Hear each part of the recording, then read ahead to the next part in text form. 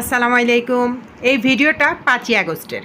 আর যখন শুনলাম সবার মুখে মুখে মুখে শুনতেছিলাম বাংলাদেশ নতুন করে স্বাধীনতা অর্জন করছে, বাংলাদেশ নতুন করে স্বাধীনতা পাইছে, তো চিন্তা করলাম সবার আনন্দের সাথে আমি একটু আনন্দিত হয়ে আসি। সবার আনন্দটা কার ভিতরে কত পরিমাণে বিরাজ করছে সেটা দেখার জন্য আমি বের হয়ে গেছিলাম আমার এলাকার রাস্তায়। তো বের হওয়ার পরে তো আমারও ভালো লাগতেছিল, 10 জনের মতো আমারও খুব ভালো লাগতেছিল। তার ফাঁকে একটা কথা কিন্তু আমি আগেই বলে রাখি, আমি কিন্তু কোনো দল করি না, আমি কোনো রাজনীতি বুঝি না। রাজনীতি কি, রাজনীতি ব্যাপারটা টোটালি আমার মাথার উপর দিয়ে যায়। আমি ছোটোবেলা থেকে একটা ছোট্ট পরিবারে বড় হয়েছি। আমার গোটা বংশ থেকে শুরু করে আমার নানু বাড়িতেও বেশিরভাগ মানুষই সরকারি চাকরি করে। তো ছোটোবেলা আমার আব্বুকে বলতে শুনতাম, বাবা যারা সরকারি চাকরি করে তাদের আসলে কোনো দল থাকে না, যেই সরকার আসে সেই সরকারই গুণগান করতে হয়। তো ওই ধারণাটা আমার ভিতরেও ছিল যে যাক, দেশ চলতেছে, ভালো চলতেছে, যে কে আসলো কে গেল সেটা আমার দেখার দরকার নাই। তো এই জন্য আমি কোনো দল করি না, আমি সবার মতো আর কি মনে আনন্দ নিয়ে ঘুরতে দেখতে গেলাম। তো দেখলাম আলহামদুলিল্লাহ সবাই এত বেশি খুশি যা বলার বাইরে। সবাই খুশি, সবাই স্লোগান দিতেছে, দৌড়াদৌড়ি করতেছে, রং মারতেছে, অনেক খুশি। তো এই ক্ষেত্রে কে বিএনপি, কে আওয়ামী লীগ, কে শিবির, কে জামাত, আমি এসবের কিচ্ছু জানি না। আমি আমার নিজের মনের মতো করে ভাবতেছি, ওরাও হয়তো আমার মতো সাধারণ লোকজন। এটা আমার জানারও দরকার নাই যে এর ভিতরে কে কী করতেছে, কারণ আমি নিজ থেকে কেনই বা জানতে যাব। তো আনন্দ ভালো লাগতেছিল দেখতে। আমার মিষ্টি আনার ইচ্ছা ছিল, আমি একটু মিষ্টি নিয়ে আসবো, কিন্তু ওই যে মিষ্টি কিন্তু ভয় লাগতেছিল, যদি কেউ ভাবে যে এই মহিলা নিশ্চয়ই এটা করে সেটা করে, কেউ কখন কিভাবে ভাষায় দেয় তা তো বলা যায় না। তা আমার মেয়েকে, আমার মেইন উদ্দেশ্যটা ছিল আমার মেয়ে বলেন, এই জেনারেশনটা তো 1971 সালে 16ই ডিসেম্বরের বিজয় আনন্দটা দেখে নাই। তো ওই দিনের ব্যাপারটা ছিল এমন যে সবার ভিতরে যে একটা নতুন করে দেশ, আমার যে ছাত্র ভাই বোনরা মারা গেছে তাদের যে দাবি ছিল সেই দাবিটা পূরণ হয়েছে। তো সবার ভিতরে যে খুশিটা ছিল সেটা দেখতেই আসলে মূলত যাওয়া।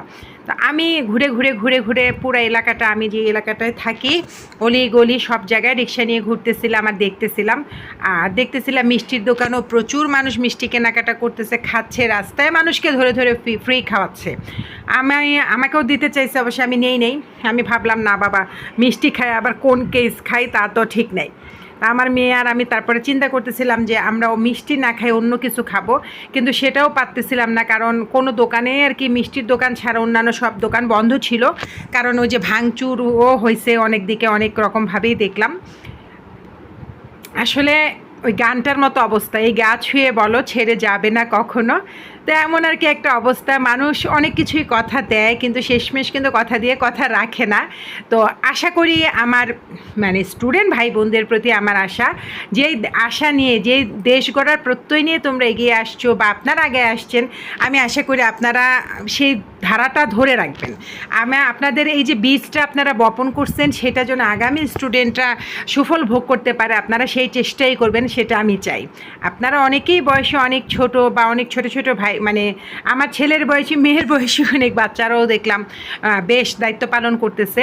তো ওদের এই সুশৃঙ্খল দায়িত্বটা যেন অব্যাহত থাকে সেটাই চাই। গা ছুঁয়ে বলো ছেড়ে যাবে না কখনো, ঠিক এমন আর কি কথা দিয়ে কথা রাখা, কথা দিয়ে যেমন দেয়া হয়েছে, কথাটা যখন সুন্দরভাবে আমরা পালন করতে পারি, ছাত্রদের পাশাপাশি আমরা সাধারণ মানুষজন যেন নিজেদেরকে সুন্দরভাবে মেনটেন করতে পারি। ওদের একার পক্ষে তো সব কিছু করা সম্ভব না, আমাদেরকেও ওদেরকে সহযোগিতা করতে হবে, তাহলে ওদের কাজটা আরও সহজ হয়ে যাবে, যেটা আমি বিশ্বাস করতেছি।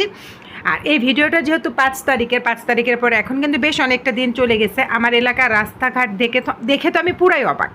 মাশাআল্লাহ, এত নিট অ্যান্ড ক্লিন, এত সুন্দর, চলাফেরার ভিতরে বেশ সৌন্দর্য চলে আসছে, এত মেনটেন, দেখতে ভালো লাগতেছে, চলতে ভালো লাগতেছে।